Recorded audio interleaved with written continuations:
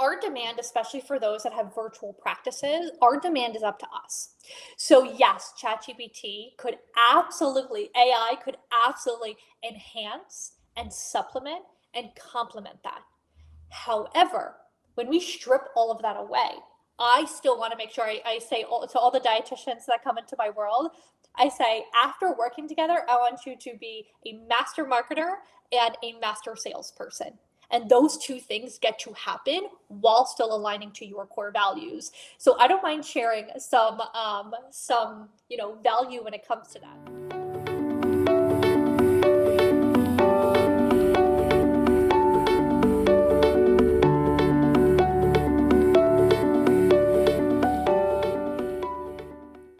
Okay.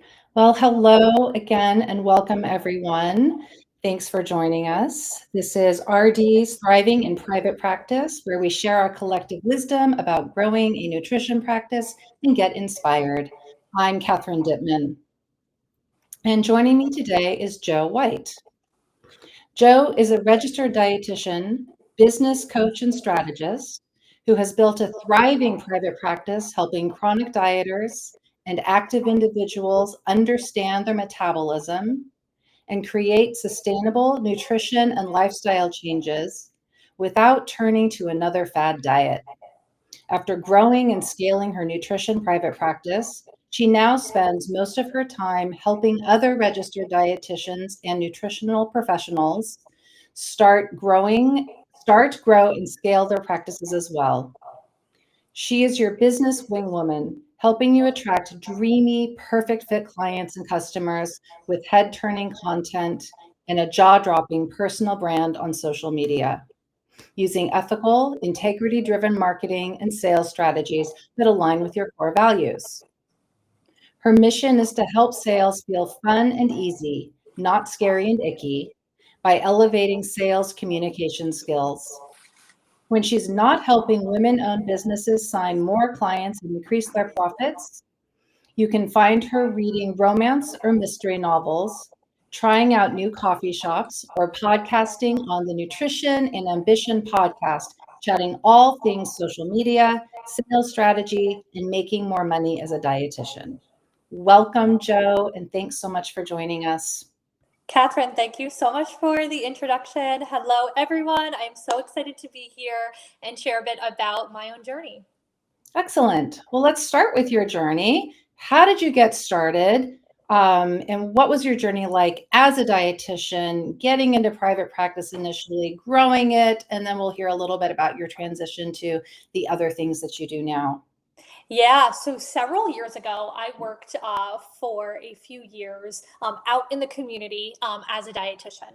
And I will never forget this moment. My husband and I, we were sitting, on the balcony outside after work one day, and we're, having a cup of coffee. And he says, you know what, I was talking, and he's like, I was talking about wanting to, start my own thing, create content, create a private practice. And we have a friend of ours who is an entrepreneur as well. And she's like one of the only people that we knew, one of our only friends who was an entrepreneur at the time. And we had this conversation. And he said, well, if she can do it, so can you. And I was like, that's so true. I was like, why not me? So in that moment, I said to myself, you know what, I'm going to start this thing. And so I immediately went on Google and I typed in how to start a private practice as a dietitian. And I filed my LLC, did some business coursework and mentorship along the all the time that I was, setting things up. And then slowly but surely, I grew my practice where I was making between double and triple what I was making per month at my 9 to 5, which was a decent salary. And I said to myself, I was like, I'm on to something here. I was like, if this is a side gig and this is, creating a salary for itself, I was like, I'm on to something here. And so that's when I made the very scary decision to step away from my 9 to 5 job and grow my practice full time. So I did my practice full time. I quit my job in 2019. And then early 2020 came, the pandemic came, and around that time, I had a full client roster. But there were so many dietitians who were saying, okay, it's 2020, now's the time to start my business, or I got laid off, or I'm unemployed, or I really want to go into private practice now. And something that all of those dietitians shared with me is, I've been watching you, I've been seeing what you're doing, and I really like the way that you sell. Because I always talk about integrity and I talk about ethics. And, I was always one of those like rule followers. In college, I was like the risk management position, and I held an executive position. In my dorm, in my sorority, about like risk management and ethics. And so that kind of like runs through my veins. And so all these dietitians came to me and they said, wait, nobody's teaching business coaching like this. Nobody's teaching sales or marketing or growing a private practice quite like this. I really like your mission of integrity and of ethics. And that's how I began that pivot. And I now still have my nutrition practice, which is very small. I have one dietitian who works for me and does some support work when I'm not seeing clients. And I have a very small roster there. And then the majority of my business is marketing and sales through an integrity-driven lens for fellow registered dietitians. That's a really inspiring story, I'll say. And what I really like about what you said is I think that some of us, when we hear there's an integrity-driven sales and marketing strategy, we're still a little skeptical. But from what you just said, it sounds so authentic. Like, this is just how I am. And so it comes through in my marketing messaging, right? Yes. So I always say, like, the two things that I do not do and do not teach are high pressure sales tactics and cold DM pitching. And I always say to my audience, I'm like, you have to like see it to experience it. So if I have folks that have been following me for 6 months or a year or a couple years, I will say to my audience, go back in your messages. Have I ever cold DM you? Like, oh, Joe, I've been watching your stories. I've been, buying some classes. I've been seeing your things. Not once have you DM'd me and pitched me something or said, hey, how's business going? Hey, how's business going? Do you need support? You know what I mean? And of course, there is that fine line between a private invitation into something and just a cold DM pitch. But I always say that the proof is in the pudding. I'm like, I am teaching those strategies that do not involve cold DM pitching and do not involve high pressure sales tactics. And I always say, if somebody's kind of like on the fence of like, Joe, I want to learn from you, but I'm not sure. Sometimes business mentors can get a bad rap for some reasons. And I always say, if you're on the fence, follow me for a little bit longer, and that'll tell you pretty quickly if we have that aligned sense of core values. Awesome. Awesome. Well, let's talk messaging.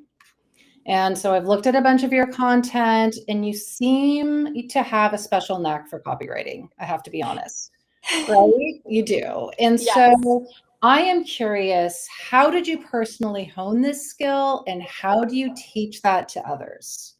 Yes. So I feel like growing up, everybody always asks me, if you weren't a dietitian, what profession would you go into? And I love writing. Not necessarily writing in the sense of like writing emails and things like that, but creative writing. So I was always interested in creative writing. I would be the person that would be like 11, 12 years old. I would like go downstairs to my mom's computer. I would pull out some, printer paper, and I would create these little books. And then I would like hide them in my desk or hide them where nobody would find them. And I would write like mysteries and thrillers and romance and all of these things, like actually creative writing. And that's where my heart is. And so I didn't actually get to tap into that. Definitely not so much in college when I was filled with the biochemistry, the microbiology, the organic chemistry. And then when I was thrown into the world of, dietetics and nutrition and nutritional science and, evidence-based research, I wasn't actually using that skill set. It wasn't until I had to help other registered dietitians with messaging, with marketing, with client attraction, with copywriting, that I actually was like, wait, not only am I good at this, I'm really good at this. So what I began doing is strengthening that skill set. It was 100%, self-taught. I also, have invested over the years in multiple different, personal professional development resources to refine that skill set. But the one thing that I get across the board when dietitians hire me or work with me is they're like, Joe, it's your way with words, where I can take a sales page or a piece of content and be able to turn it into messaging that not just intrigues and evokes curiosity, but also keeps them paying attention, allows their core values to shine through, and then actually lead to a sale. It's not very easy to do that. It took years and years of practice, but being able to master messaging and really nail down and refine the words to be able to attract your potential client in makes the world of the difference when it comes to your demand, especially for those that have online businesses. Yeah, and I'm tempted to ask you a little bit about the how, but that might just be too much, and that might be more sort of information that you want to keep for your actual customers. So that's okay if you don't want to share. But do you like, let's say someone comes to you and they're just a terrible writer, and you look at their stuff and like, yep, I totally agree with you. And maybe you help them refine their voice, refine their tone, find a few phrases. Do you ever help them learn to use maybe a large language learning model like ChatGPT to help them kind of streamline that process? Yes, but only after I make sure that my clients can master that skill. Because what I always say is our demand, especially for those that have virtual practices, our demand is up to us. So yes, ChatGPT could absolutely, AI could absolutely enhance and supplement and complement that. However, when we strip all of that away, I still want to make sure I say to all the dietitians that come into my world, I say, after working together, I want you to be a master marketer and a master salesperson. And those two things get to happen while still aligning to your core values. So I don't mind sharing some value when it comes to that. So if you're watching this and you're a dietitian and you're like, Joe, I am just not good with creating content. I'm not good with, my words. I have a valuable program to sell. Just not enough people are buying. Or I'm creating content and I feel like I'm going through the motions. Or I feel like I'm putting stuff out there and tumbleweeds are blowing by. Nothing's happening. There's specific pieces of content that I recommend. Number one is objection-based marketing. So actually getting inside the head of your ideal client and understanding why they're not buying. If we understand why they buy, that's great.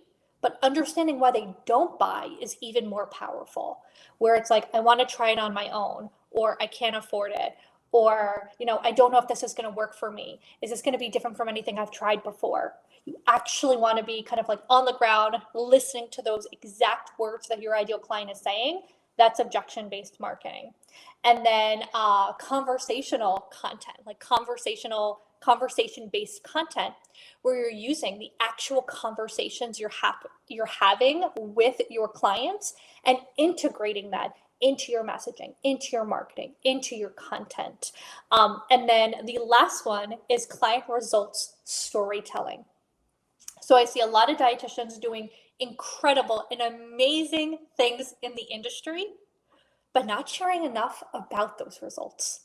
And of course, there's a level of permission and there's a level of consent, and an anonymous nature to it.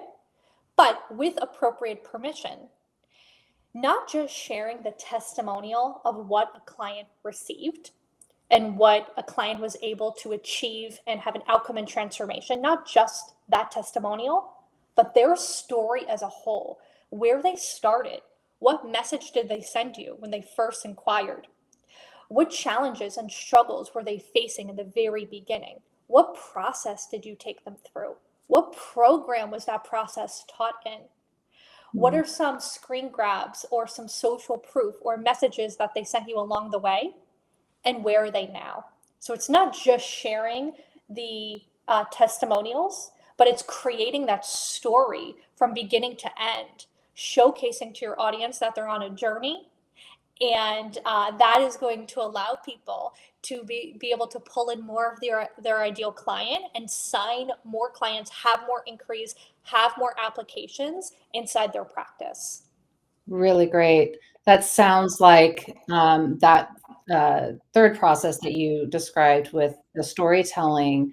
It sounds like it's a creative writing assignment, but it's incredibly analytical because you have to go back and think, okay, what actually happened here? What were the steps? What was the process? So I can see how that could really appeal to that analytical side of a dietitian mind and then marry it with that creative writing content. That's really, really interesting. Absolutely. Absolutely. Yeah, it's the combination of the work that the dietitian has done paired with how could we speak in a way that creates the story and showcases the perception of value of that transformation. Nice, nice.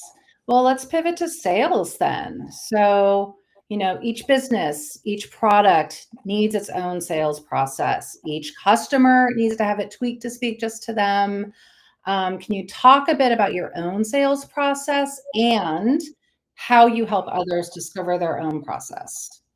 Love this question. So sales is definitely my jam and up my alley. And I also think that these skills that I have with creative writing and copywriting really come into play with sales because sales is simply a communication skill. And we want to make sure that number one, you are aligning your sales process to your core values. So that is number one. Number two is actually understanding a little bit about human buying behavior and buyer psychology and how people buy. We want to make sure we're not manipulating. We want to make sure we're not, pulling the wool over their eyes. We want to make sure that we're leading with transparency. And that transparency is allowing your ideal client to have enough information of what they need to come to that informed and executive purchasing decision. Whether somebody takes insurance or whether somebody is cash based, it doesn't matter. It still is going to be that decision and making them feel comfortable enough to move forward. So when it comes to my own sales process, the first thing that I, always, embody and also pour into my clients is do not rush the process. One of my lovely clients, she told me this analogy years and years ago, and I still, have it in my brain and share it to this day. When you go to the beach and you scoop up sand and you hold it in your hand, it stays there. Every grain of sand that you have will stay in your hand. The second you make a fist, it's going to start pouring out the sides, and we're going to be losing some of it. The same thing goes with sales communication. When we want to make that sale so bad because a client just left, because the rent is due, the mortgage is due, because I don't know, we want to, fill up our roster a little bit more, and because we care, we want to help them. We don't want to push them away just to make that sale. So I always say, like, it's okay if the process takes, a couple days, if they have to fill out an application, if they have to get on a sales call or have a DM conversation, it's okay if it takes time. At the end of the day, we want the person on the other end of the phone or other end of the screen to feel comfortable with the dietitian as their potential coach and mentor. And we want them to feel confident in their decision to commit, financially, energetically, mentally to that process. And if we rush that process, if we rush that process by trying to close that sale as soon as possible, what happens? The person kind of backs off. The person's kind of, it's now's not the right time, or they'll just say, like, I can't afford it. When in reality, we didn't allow the space and the time for their hesitations, for their questions, for their objections to come up. So whether you use an application, whether you do sales calls, whether you don't do sales calls, whether you take insurance, whether you don't take insurance, I always say that we want to make sure we have a very streamlined sales process and one that allows space for any hesitations, any additional questions, any reservations to come up in order for that person to feel confident and comfortable moving forward. Right on. Yeah, I think we're so tempted to see it as it's either I'm being pushy or feeling desperate, or it's like, well, do you want to buy it or not? And not right? And not realizing that in that there's a space of tiny, tiny opportunities for touch points where we could sort of move a person from little step to little step to little step to, okay, now they're ready to buy or not, right? You're not for everyone. So yeah. And one thing that I used to do both in my nutrition practice and that I do now with business mentorship is if I have a program that somebody is thinking about purchasing and somebody's like, Joe, I'm on the fence, like I'm this close. What I always say and what I always do is I say, hey, if you're really unsure and making this, it should feel exciting, but if it is really making you feel uneasy, I'm like, follow me for a little bit more. And then something else that I do is if there is an a la carte part of that program, I will be able to pull a part of that, maybe it's a class, maybe it's a workshop, out of that offer, out of that course, out of that membership, sell it to them a la carte, and then say, hey, if you decide to go into the program, you now get a taste of what it's like learning from me. I'll just credit that investment toward you purchasing the offer that it's included in. Yeah. That matches so well with, what we're talking about, this integrity, ethically driven sales and marketing. I really, really love that. Yeah. So let's get into marketing. So great marketing lands flat if the message is vague and if the sales process then is ineffective. So what strategies or tactics can you share that ensure that these all sort of fit nicely together, where there's, they're not kind of separate out, like, here's my message, here's my marketing, and then my sales is over here. Like there's some seamless, beautiful way to make them all fit together. Yes. So this is one of my frameworks that I teach. I have a free masterclass on marketing. So if anybody's watching this and you're like, Joe, I need help with marketing, just send me a message and be like, tell me more about that free class that you have. So inside that, I teach this specific framework. And this framework I call the merry-go-round effect. So we think of a merry-go-round where the little horses, little animals are going round and round and round. And it's kind of like, until the music stops, they keep going. They keep going in the circular motion. We want the same thing to happen with our marketing process. We don't just want to put everything into Instagram.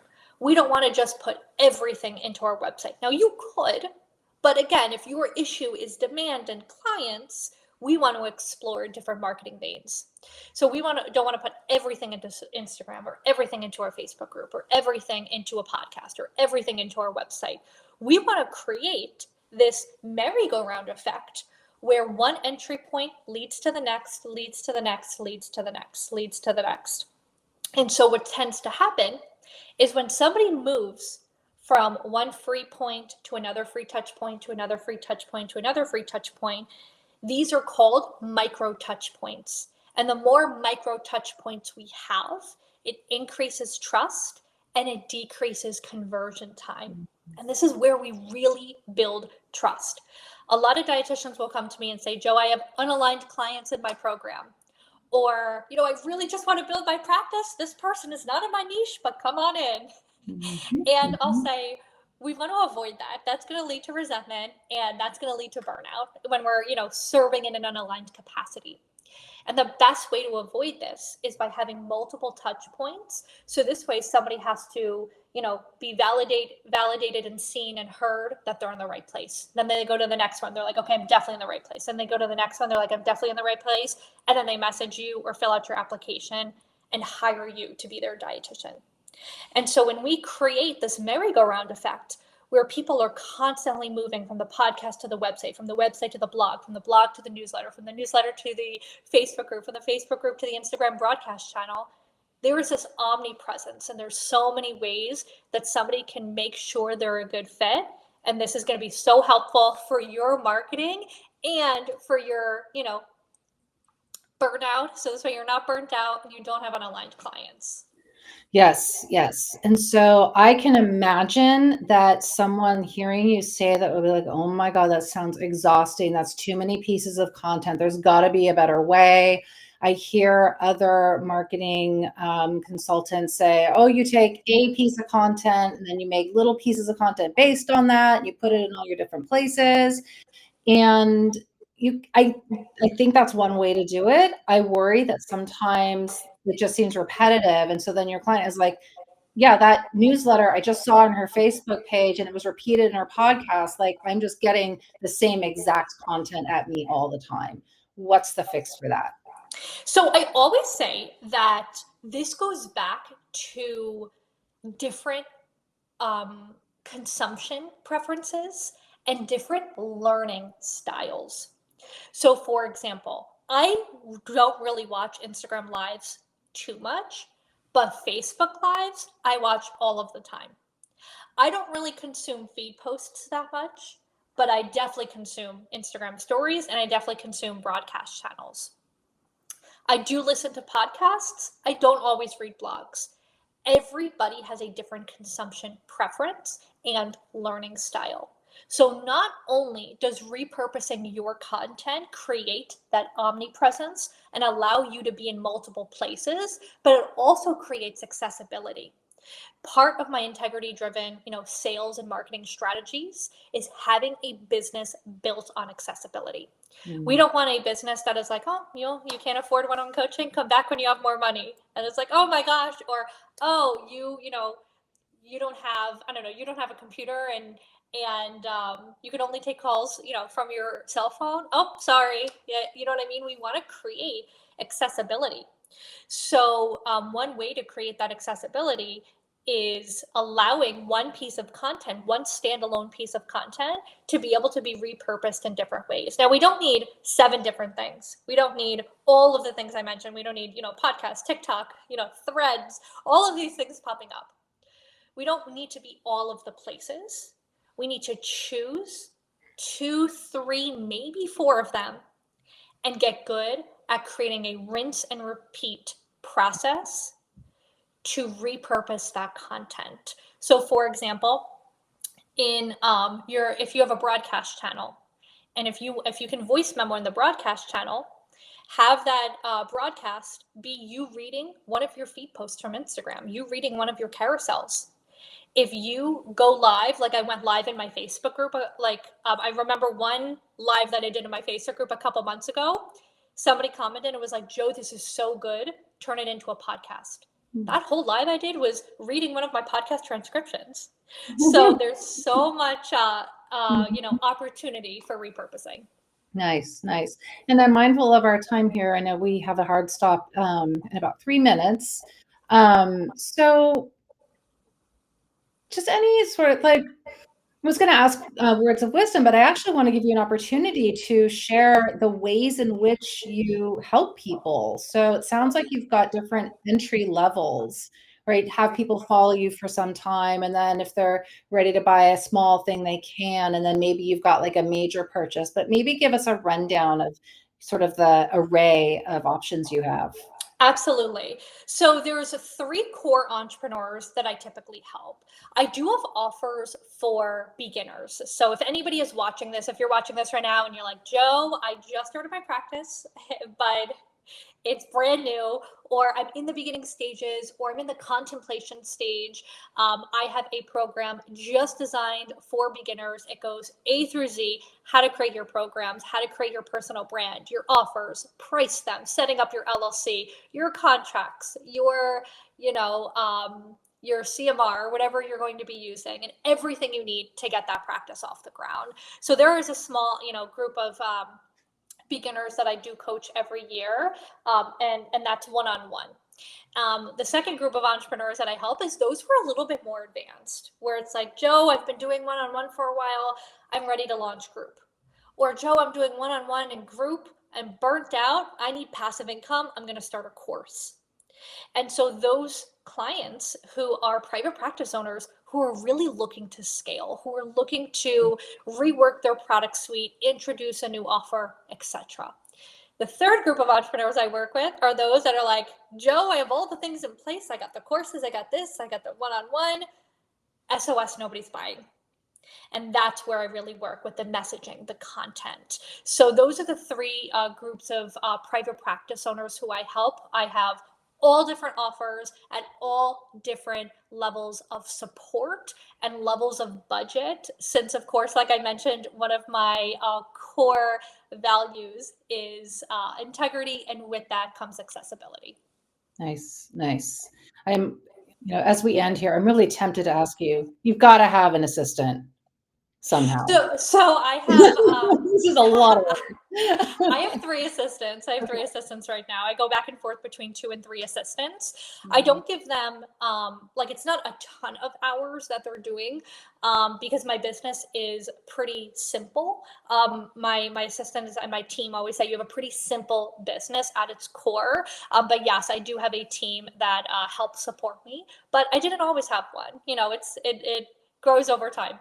Great. Okay. Well, here we are at the end of our amazing conversation. I wish we did have more time, but maybe in the future. So I want to thank everyone for joining. I especially want to thank Joe for being here today, and we'll sign off now and see you next time. Bye-bye. Thank you so much. Bye.